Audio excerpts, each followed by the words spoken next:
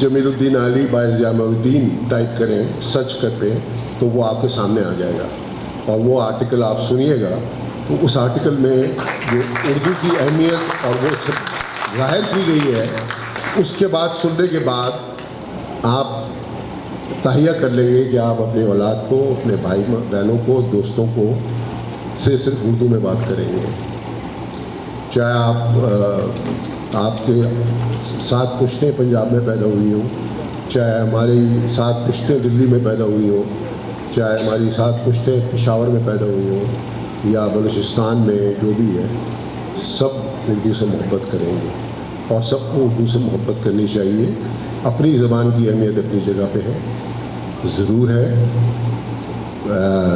इलाक़ाई ज़बानों पे बहुत तवज्जो दी गई है। पाकिस्तान राइटर्स गिल्ड ने बड़े बड़े इनामात दिए, आदम जी अदबी इनाम, दाऊद अदबी इनाम, नेशनल बैंक अदबी इनाम मेरे वालिद ने जारी किए थे।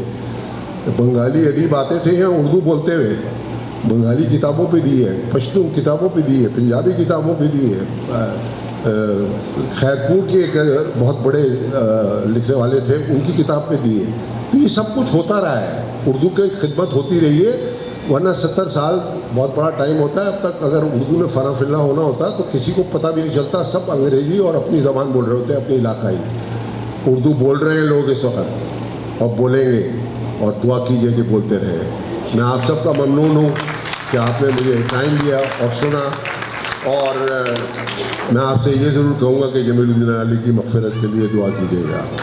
मैं बहुत ममनून हूँ पाकिस्तान क़ौमी ज़बान तहरीक और उनके सारे जो अहदेदारान हैं कि उन्होंने मुझे कराची से बुलाया और मुझे दावतनामा भेजा।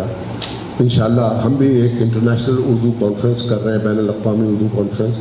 हम आप लोगों को बुलाएंगे और आप लोगों को उर्दू की चाशनी और उर्दू की खूबसूरती का मज़ा दिलाएंगे इंशाअल्लाह ताला। पाकिस्तान जिंदाबाद।